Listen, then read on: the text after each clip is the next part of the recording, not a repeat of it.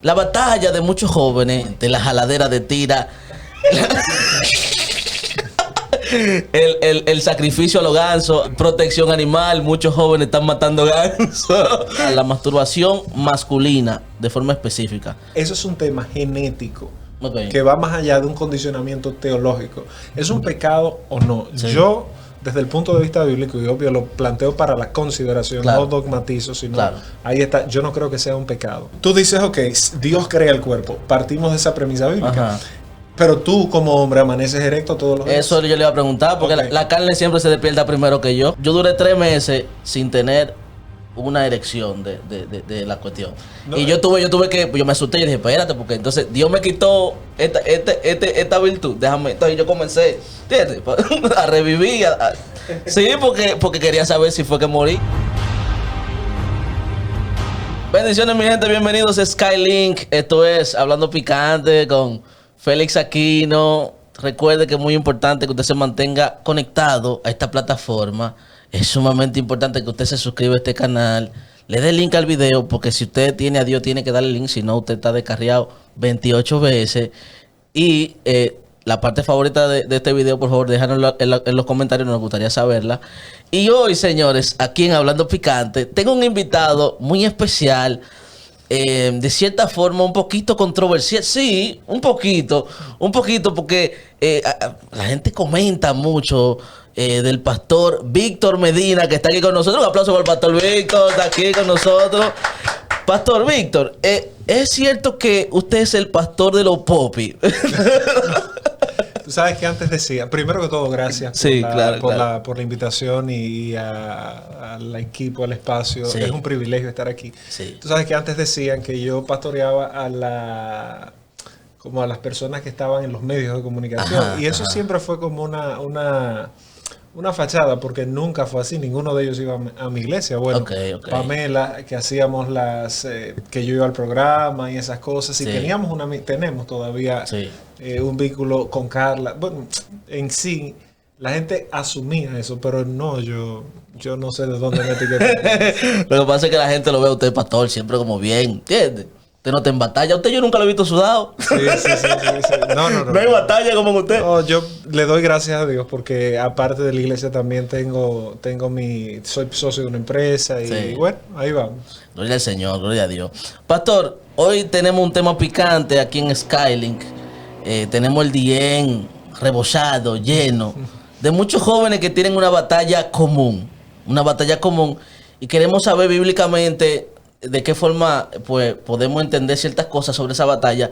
Le voy a hablar más o menos de la batalla. YouTube tiene ciertas restricciones que no podemos, pero es una batalla que los jóvenes tienen, que entran al baño, duran mucho, cuando abren el celular, el navegador, no les gusta que revisen el historial, abren mucho la ventana de incógnito. No sé si usted me entiende. No, perfectamente. O sea, la batalla, eso puede decir, yo tengo un problema, ¿verdad? O sea, bueno, la batalla es, ¿verdad? No, sí, no hay ningún problema. No, okay, hasta ahora. La batalla de muchos jóvenes, exactamente, la jaladera de tira,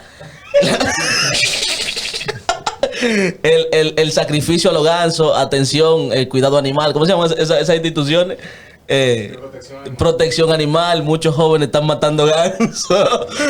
La masturbación, en sentido general, la masturbación masculina de forma específica. La pregunta que queremos saber, pastor, para arrancar por ahí, ¿es pecado? Mira, yo no creo que... Yo lo ambientaría diferente. Yo pienso que no es un tema solo de la juventud. O sea, es un tema de toda persona viril, evidentemente, porque ese es un tema fisiológico. Más que teológico, es un tema primero fisiológico o anátomo-fisiológico. Si tú lo abordas desde el punto de vista teológico, cabe la pregunta si es pecado o no. Pero antes de eso, tú tienes que darle una respuesta a tu cuerpo. O sea, a la estructura con la que tú vienes al mundo. Bueno, pues tú tienes que saber explicar eso. Claro. Y no es un tema de sexos, o sea, es un tema que le atañe a cualquier persona, hembra o varón, ¿verdad? En este caso. En este caso, varones. Sí, obviamente. Sí. Pero lo que quiero decir es que no es un tema tan específico ni de una edad tan puntual. En el tema de la edad, la juventud pasa por una fase exploratoria donde comienza a conocer sus genitales y este tipo de cosas, y evidentemente como eso trae como consecuencia un placer, todo lo que a ti te gusta pues tú lo repites. Eso pasa con la comida, pasa con muchas cosas. ¿Dónde viene la regulación? Aunque hay teorías de que los niños en el vientre se tocan, esas teorías de Freud, pero lo que sí podemos decir claramente es que una persona una vez conoce eso, el sofreno que va a encontrar más adelante, en el caso de un cristiano, es cuando entra a una iglesia y le dicen es pecado. Exacto, sí. Entonces, si vamos al texto... discúlpeme que lo interrumpa, pastor, que eso causa ciertas cosas. Por ejemplo, yo recuerdo mis días en esa batalla, en guerra. Sea, ya saliste no, esos detalles se dan en otro momento. Pero yo recuerdo mis días en esa batalla donde me ponían a hacer mi silicio aquí, dormí en el piso de la iglesia, boca abajo. Sí, y después damos unas alturas de jugo de chinola, de que supuestamente el jugo de chinola ayuda para la santidad, supuestamente. Entonces, después damos unas alturas de jugo de chinola, silicio boca abajo. Y he escuchado casos de pastores y líderes famosos, ¿verdad? Que dicen que ellos, cuando la carne se les levantaba, ellos agarraban una chancleta samurái y sometían la carne. Si tú estudias historia de la iglesia, tú te vas a topar con cantidades de personas que justamente tenían prácticas ascéticas. El ascetismo es una práctica de un duro trato al cuerpo. Exactamente. Francisco de Asís, por ponerte un caso. Francisco de Asís, sí. Francisco de Asís salía en pleno invierno, se ponía ramas para matar la carne. Yo no puedo decir que es una práctica insana. Ahora, yendo a la pregunta que tú haces, ¿es un pecado o no? Sí. Yo, desde el punto de vista bíblico, y obvio lo planteo para la consideración, no dogmatizo, sino ahí está, yo no creo que sea un pecado. Wow, espera, hombre no está hablando de que espérate. A usted le van a dar, oiga, los religiosos le van a dar a usted. No, pero hombre no está adivinando. No, pero de hecho yo grabé el video, está en el canal mío. Vamos a ver si lo ponemos en sugerencia aquí el video del pastor en el canal. Iba a 100 y pico. Y mucha gente, evidentemente por el tema del dogma y por el tema de la percepción, inmediatamente se pone arisco. Primero parten de la idea de que uno está mandando a la gente a masturbarse. Eso en ningún momento he dicho eso. Porque ahora mismo yo le iba a decir a los jóvenes que no vayan a la página, ahora que se detengan en este momento, que esperen que el video se acabe. Claro, pero fíjate la falta de carácter, que si al final del día lo que tú estás esperando, que una persona te autorice algo que tú quieres, tú no tienes carácter ni pensamiento propio. Siempre ha sido así. O sea, tú al final, si lo que tú estás buscando es una aprobación en un video de YouTube, que alguien dijo por ahí algo tan determinante como para un creyente su salvación, o su eternidad, o su cosmovisión, pues entonces tú no tienes, primero, una definición clara del tema, y segundo, tú no tienes carácter. Yo no necesito que alguien me apruebe algo que con mi convicción yo llegué a un entendimiento. Exactamente. Ahora, bíblicamente, para ser puntual, en este caso, la Biblia en ningún lugar tú te vas a encontrar con un texto que hable al respecto de eso. Entonces, ¿cuál es el árbitro frente a lo que es pecado o no? La Biblia. Tú eres un predicador, tú cítame un texto, tú me vas a hablar del pecado contra el cuerpo, yo te voy a decir, tú bebes, no voy a mencionar marcas por un tema de publicidad, pero hay ciertos refrescos que tú tomas, eso le hace mucho daño a tu cuerpo. Tú comes con grasa, eso le hace mucho daño a tus arterias. Tú haces cantidades de cosas que van en detrimento de tu cuerpo, que es un pecado al cuerpo. ¿Por qué no lo acentuamos entonces? Porque hemos sexualizado el pecado. O sea, para nosotros lo único que es pecado es lo sexual. Y ¿Cómo así? O sea, para muchos cristianos lo único que... Porque es verdad. O sea, yo escucho cuando a mí me dicen fulano cayó en pecado, lo primero que yo pienso es que o fornicó o adulteró. No, definitivamente. Entonces tú creas esta pantalla de hipocresía. Yo te decía ayer, fuera del aire. Sí. Mucha gente se exime de decir, tengo un problema. Si un joven va donde ti y te dice, mira, yo tengo un problema. El problema fisiológico, y pongo el caso... En ejemplo, yo sé que mucha gente va a mandar versículos y lo va a hablar de los textos y va a hacer... van a tomar textos y van a comenzar a hacer gimnasia semántica y gimnasia teológica con textos que no, en su contexto no dicen eso. Exacto. ¿Qué si la Biblia dice? Mira, te habla de porneia en griego, en Gálatas 5:19 te dice manifiestas son las obras de la carne y te va a decir... Adulterio, fornicación, inmundicia. Ese verbo ahí, ese vocablo utiliza sin duda el concepto pornográfico. Ahora, quítale ese aspecto y tú dirás, bueno, ¿cómo se masturba una gente sin pensar en pornografía? Exacto. Particularmente yo no sé y yo no vine a responder esa pregunta de tips para que te masturbes sin pecar. Ese no fue, no es por lo menos lo que estamos... Porque en algo no tiene que pensar, ¿sí o no? Pero ahí vamos. Si tú estás casado, tu esposa tiene un problema vaginal, por poner un caso. Sí. Entonces tú no te puedes masturbar con ella porque eso es un pecado. Sí. Ojo, hay complicaciones. Esto es desde el punto de vista teológico. A mí me gusta hacer una disección porque una cosa es lo fisiológico, otra cosa es lo filosófico, otra es lo ideológico y otra es lo teológico. Lo teológico solo afecta al que cree en Dios, al que de una forma u otra tiene un entendimiento bíblico del que sea, pero yo no puedo teologar con un no creyente. ¿Qué le importa eso? Claro, porque yo no puedo dogmatizarlo, es lo que yo quiero preservar. Entonces, cuando tú vienes aquí, tú dices, bueno, ¿qué tú haces con tu pareja, tu esposa, si tiene un problema vaginal? Es más, te casaste y esa mujer, por una razón, le dio un cáncer de ovarios, no tiene sensibilidad. Señor, reprenda al diablo. Amén, pero son realidades, que es lo que yo digo. Tú tienes que poder explicar con la Biblia temas tan prácticos que llegan a la intimidad. No solo decirle a una gente, eso es pecado. Tú no resuelves, porque ¿qué es lo que hace la gente? Sigue pecando sin decir nada. Exacto. Entonces tú tienes una doble vida, una hipocresía, una doble moral, que la preservamos con nuestra forma. ¿Y cuál era el problema de los fariseos? Que estaban llenos de forma y vacíos de contenido. Y ese es el problema de nosotros en este tiempo. Dios mío. Entonces, ¿qué tú haces con ese acto fisiológico? Número 2, volviendo al tema teologal. Tú dices, ok, Dios crea el cuerpo. Partimos de esa premisa bíblica. Pero tú, como hombre, amaneces erecto todos los días. Eso yo le iba a preguntar, porque la carne siempre se despierta primero que yo. Pero no es la carne. Si tú estudias un poquito de urología, un poquito, tú lees. El hombre que no amanece así tiene un problema fisiológico, de salud, un problema de inervación, de irrigación sanguínea. Ok, déjame hacer una pregunta en ese aspecto. Yo recuerdo cuando yo hice mi compromiso con Dios de servirle, el impacto de ese compromiso fue tan fuerte en mi vida que yo recuerdo delante de Dios. Es un poquito fuerte y un poquito personal lo que voy a decir ahora. Pero yo recuerdo, tú eres el de hablando edificante. Sí, pero por eso mismo, porque a mí me sale. Yo recuerdo que yo duré 3 meses sin tener una erección de la cuestión. No, y yo me asusté y dije, espérate, porque entonces Dios me quitó esta virtud. Déjame. Entonces yo comencé, ¿entiendes? A revivir. Sí, porque quería saber si fue que morí o viví. No, definitivamente. Mira, hubo un teólogo de la época patrística, Orígenes de Alejandría. Orígenes en el siglo II. Orígenes se emasculó. En buen dominicano, se quitó el aparato genital abajo, las dos cositas. Porque él entendía que el texto que dice que hay que hacerse eunuco para entrar al reino del cielo. No, Mateo, bueno, Mateo. sí, o sea, viene. No.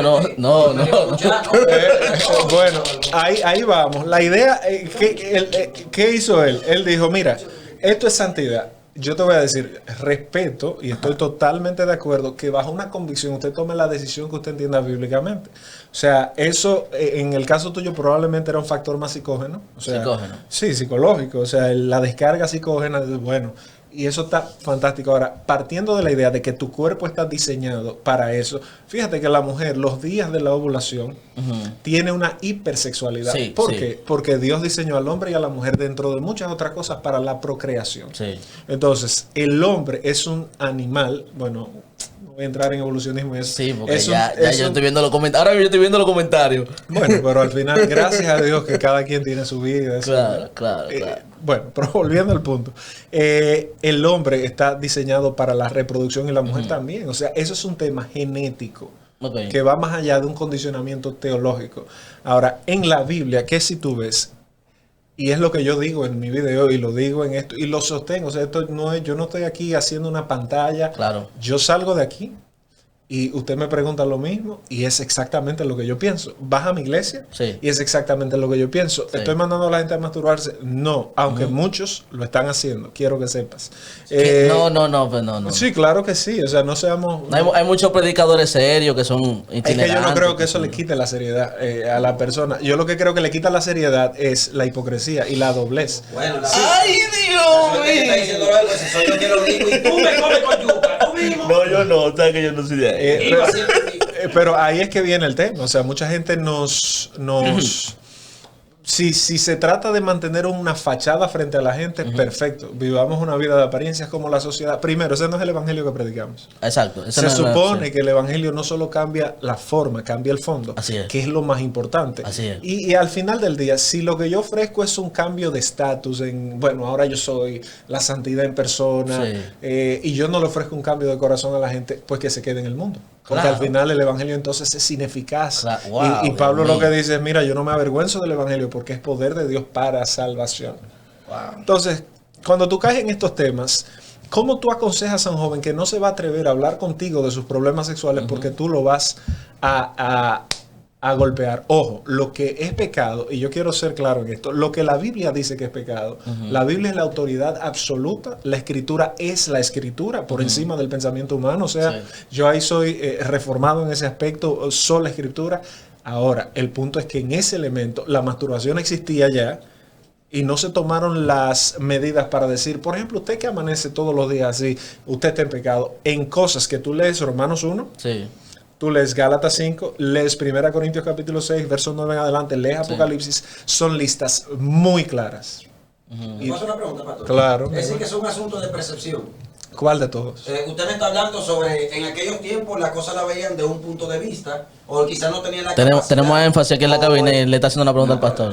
Tú eres... para que la gente sepa. El olivo. Sí. Es decir, que en aquellos tiempos, como no existía quizás o la capacitación, o la tecnología, o los estudios, o el nivel que existe ahora actualmente, quizás no se podía quizás desglosar. Así como usted está diciendo, como que tiene que ver más como un asunto de percepción de cómo las cosas se veían antes, como se veían ahora. Bueno, hay cosas que son perceptivas, sí, pero hay otras que son objetivas. Lo que me refiero con el tema de las listas de pecados es que el autor bíblico no escatimó ningún esfuerzo en describir, o sea, fue hiperdescriptivo en lo que era pecado. Si no contempla eso, que ya existía, entonces es porque no era tan relevante en materia de lo que tú vas a ver en Romanos. Si tú lees el capítulo 1, Pablo, el verso 15 dice, mira, yo le voy a anunciar a ustedes el evangelio que están en Roma. Verso 16 dice, yo no me avergüenzo de esto. Verso 17, el evangelio es por fe, básicamente, ¿verdad? La justicia de Dios se revela. El verso 18 dice, la ira de Dios se revela contra toda impiedad. O sea, partiendo de la idea errada que muchos predicadores tienen de que el evangelio parte del amor de Dios. No. El evangelio parte de la ira de Dios y a través, sí, claro. O sea, pero no soy yo, sino es el texto. Esto es predicación expositiva básica. O sea, parte de la ira de Dios que a través de su amor que sobrepasa la ira, entonces va a proponer a Cristo. Y tú ves ahí en Romanos 1 una lista enorme de pecados donde están tan detallados, y el capítulo 2, verso 1, al antagonista intelectual le dice, sabes que quien quiera que seas tú, hombre, en lo que juzgas te condenas, porque nadie escapa a esta realidad. Capítulo 3, versículo 10, no hay justo ni un uno. Me dejó intrigado algo. Sí. Ponte aquí porque no se te escucha. Entra, siéntate ahí. No, se van a comer con yuca. No, pregunta. Entonces déjeme ver si entiendo algo. Entonces, entra. Muy bonito. La sensualidad me brota. El micrófono, lo más importante es el micrófono. Míralo ahí. Sí, toma. Es decir, que el evangelio parte de la ira de Dios. ¿Es lo que usted dijo? Sí, claro. Ok. Como el evangelio parte de la ira de Dios, entonces usted mismo dijo que al partir de la ira de Dios, entonces ahí es que entra Jesús. Ese viene siendo como el abogado. El Señor se lo va a poner en términos guau, ya que me dijeron que usted era abogado, el pastor de los popis. El término de guau significa que el Señor se desacató y en medio del desacato ahí fue que vino la intercesión de Jesús. O sea, ahí viene Jesús, ok, tranquilo, mandé a mi hijo para calmar un poco la ira.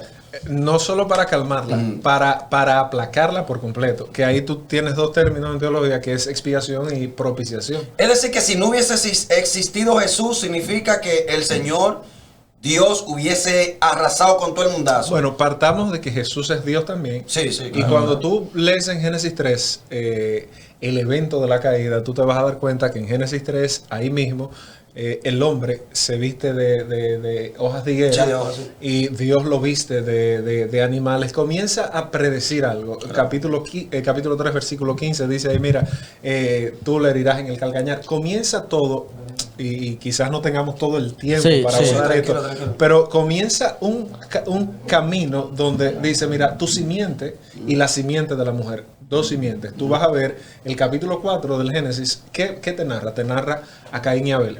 O sea, fíjate, no podemos verlo desde un punto de vista solo narrativo. Hay que verlo, o sea, la Biblia hay que verla como un conjunto de principios que van conectados. Y voy a llegar al tema de la justificación y de la ira, que es lo que tú preguntas. Si tú ves aquí, Dios crea al hombre, lo crea en un paraíso perfecto. El hombre elige un camino diferente al que Dios tenía. Capítulo 3. Capítulo 4, las consecuencias de ese camino, ¿cuáles son? No se hacen esperar. Se advierten en el capítulo 3. En el capítulo 4 tú tienes el primer fratricidio. O sea, un hermano mató al otro. En el capítulo 5 tú ves que los años van siendo acortados. O sea, la perfección del hombre comienza a degradarse. Capítulo 6, el diluvio. Y así tú comienzas a ver hasta Babel, ¿verdad? Tú dices, ¿y qué pasó aquí? El capítulo 12 trae la esperanza. O sea, mira, la semilla de Abraham, la fe, el justo por la fe vivirá. Y ahí comienza un panorama donde una semilla comienza a crecer paralela a la semilla de maldad que iba siendo sembrada. ¿Qué pasa con Dios? El hombre eligió un camino de perdición. Entonces, la cruz es, por un lado, el acto más grande de amor, pero por otro lado, la expresión de dolor más grande, que Dios mismo se cuelga en un madero para propiciarte a ti y propiciarme a mí, porque no se trata de que si tú pecas de una forma o de otra, es que el hombre fue destituido, Romanos 3:23, de la gloria de Dios. Entonces, para aterrizar aquí, Dios estaba airado con la humanidad, con el hombre, y ningún humano podía aplacar esa ira. Entonces, ¿quién la aplacó? Dios mismo, a través de su Hijo, entregándolo. De tal manera amó Dios al mundo que habiendo dado a su Hijo. Si tú conectas la historia de Nicodemo, Juan 3:16 no es un versículo aparte, viene en un diálogo donde Nicodemo le dice, explícame, o sea, ¿qué hago? Un fariseo, un entendido. Entonces, perdón, la cruz expía al hombre y propicia la ira de Dios. Y sí, parte de la ira, porque Dios se airó, y el amor de Dios se muestra en Cristo. Está bueno eso, está bueno. Yo no voy a decir nada porque yo suelo tirarle la pata de jabón al sancocho. Sí, pero venga. Entonces, déjeme ver si entiendo algo. Entonces, usted me está diciendo a mí que el Señor se airó. Y dentro de la misma ira, el mismo Señor es el mismo Señor, que es el mismo Jesús. El mismo Señor que se airó es el mismo que intercede en medio de la ira. O sea, es decir, no, yo no voy a decir nada. No, porque es que yo estoy caracterizado por decirme hereje. Pero es que está bueno. Tu pregunta quizás la tienes mucho. Pastor, y mira que es el pastor yo no lo conocía, pero yo sé como que su cara se me resulta familiar. Los medios de comunicación. Su cara me resulta familiar, pero me agrada porque el pana, aparte de que dentro de lo que yo puedo escuchar, yo estoy prestando la atención. Gracias.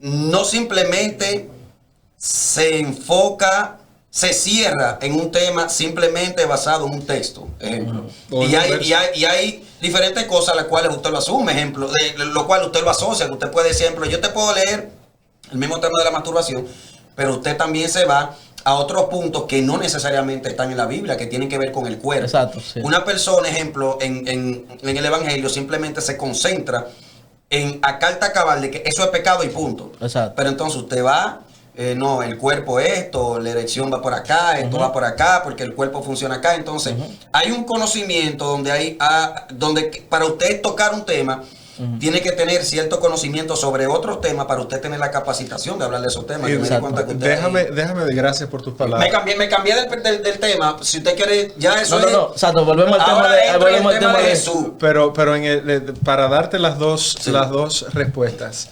En el tema de lo que tú dices de la masturbación, el punto no es, mira, si el texto es claro, es claro. Exacto. Pero el punto es que aquí el tema es un tema grisáceo, no es un tema oscuro, no es un tema blanco, no es negro. ¿Qué pasa con eso? Hay preguntas desde un punto de vista hasta humano que tú y yo nos hacemos, que Félix se hace, que la audiencia se hace, que uno tiene que saber responderlas. Uno no puede vivir, esa es mi opinión, claro.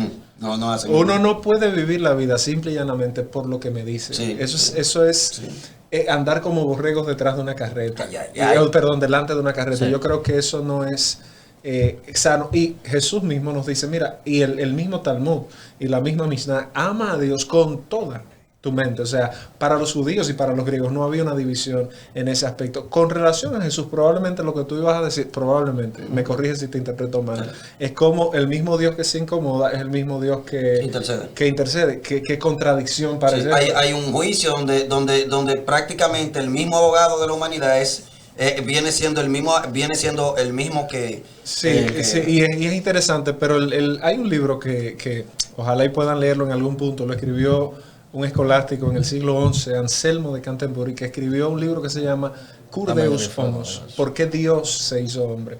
Y fíjate qué interesante, desde la perspectiva trinitaria, si creemos en la Trinidad, yo creo en la Trinidad, hay gente que no cree en la Trinidad, pero desde la perspectiva trinitaria tiene todo el sentido del mundo que el mismo compuesto haya sido utilizado para diferentes funciones. Te explico. Este aire que tenemos aquí que está dando durísimo. es muy buenísimo, ¿verdad? Es más bueno de la cuenta. Eso es a través de agua que funciona el freón, ¿verdad?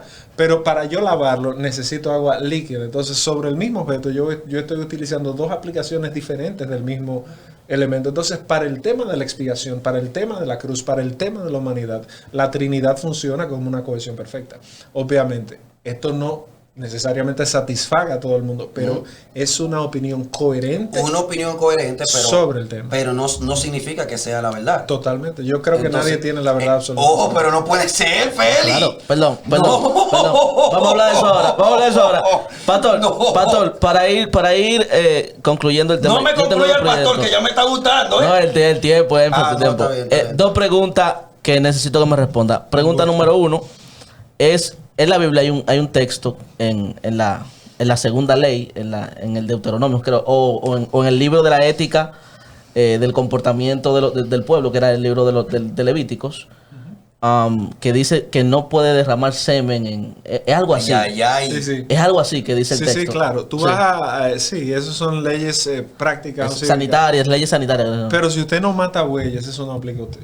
¿Qué? Sí, porque eso no eran leyes morales. Ajá. O sea, si tú estudias Levítico, tiene 622 o 626 o 620 y algo, no recuerdo ahora el último puntico de mandamientos, más allá del decálogo. Ajá. Entonces, cuando tú tomas ese verso y tú dices, bueno, no, la Biblia dice, primero, no habla de masturbación absoluta. Sí, realmente. O sea, por ejemplo, si tú tienes un sueño mojado, entonces caería esa misma ley sobre ti. Claro. Y el sueño mojado es algo literalmente que nada tiene que ver con un toque suyo.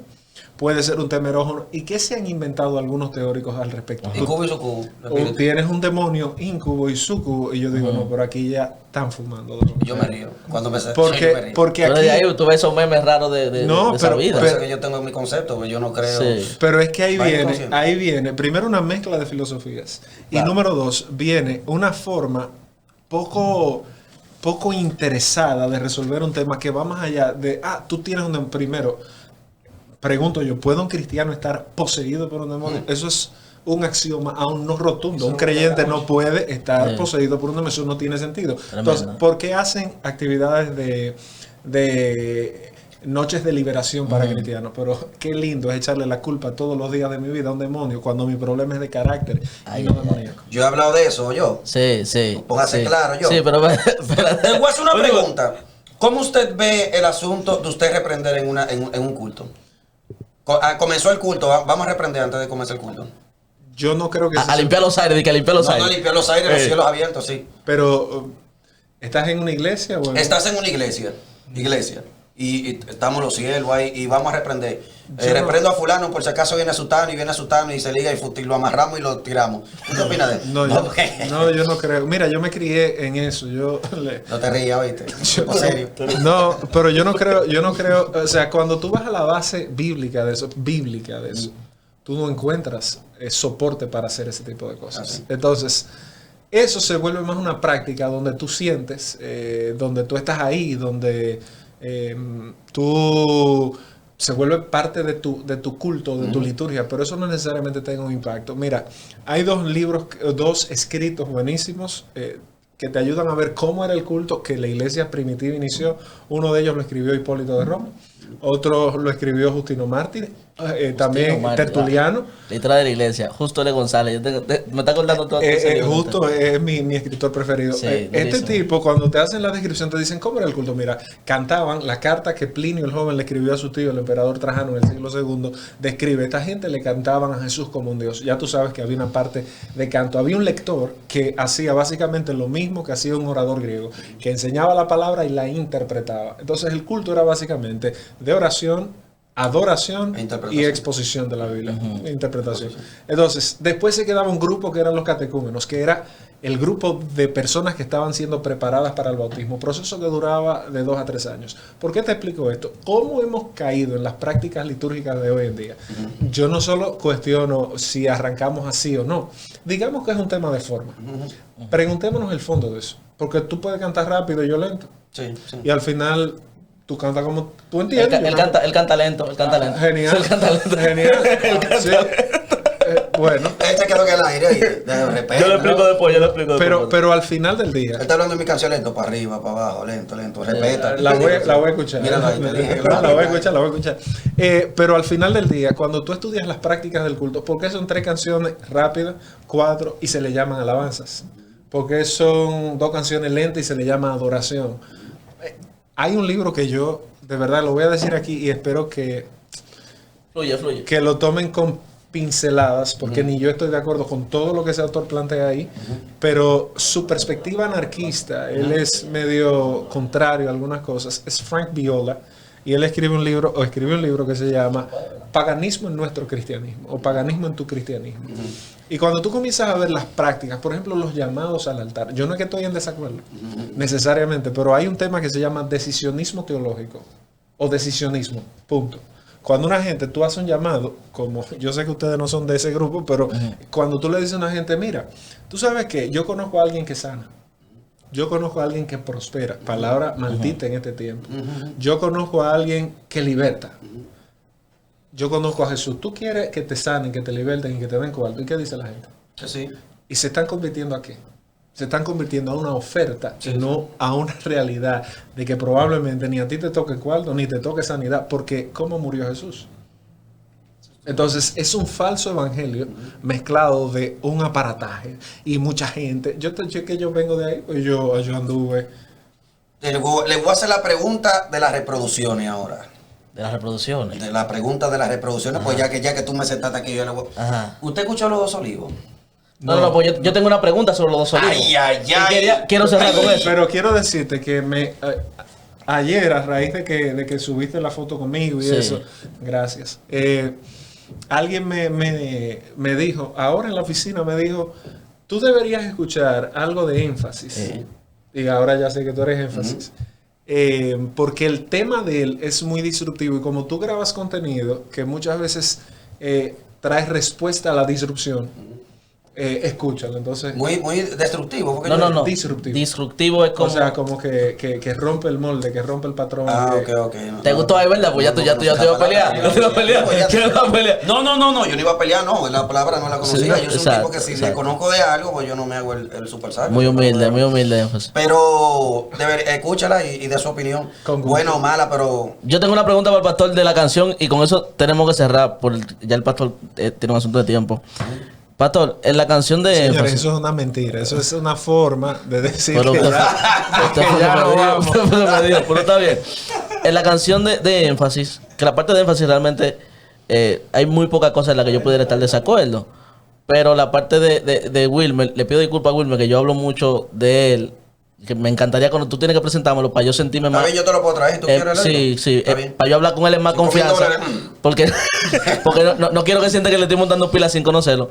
Pero él dice en la canción que él no entiende cómo por qué Dios lo castiga por él tener un deseo sexual demasiado fuerte si ese deseo sexual fue Dios que se lo puso. No, esa interpretación se la dieron ustedes. Ok, está bien. ¿Qué él dice?